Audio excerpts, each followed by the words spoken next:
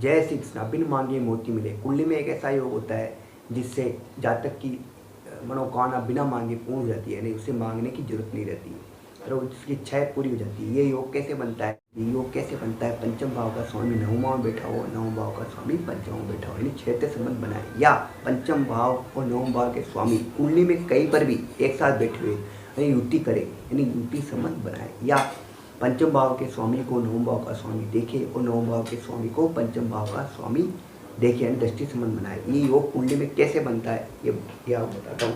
पंचम भाव यानी त्रिकोण भाव का स्वामी यहाँ लगन कुंडली में चतुर्थ भाव में बैठा हुआ है सूर्य, और नवम भाव का स्वामी गुरु लगन कुंडली में चतुर्थ भाव में बैठा है। दोनों एक साथ बैठे हुए युति संबंध बना रहे। अब ये इस कुंडली के अंदर लगन कुंडली में पंचम भाव का स्वामी सूर्य लगन में बैठा हुआ है, नवम भाव का स्वामी गुरु सप्तम भाव में बैठा हुआ है, तो दोनों आपस में दृष्टि है, यानी सप्तम दृष्टि से सूर्य को गुरु देख रहा है, गुरु और सूर्य को गुरु सप्तम दृष्टि से देख रहा है, यानी युति ये दृष्टि संबंध बना रहा है ये।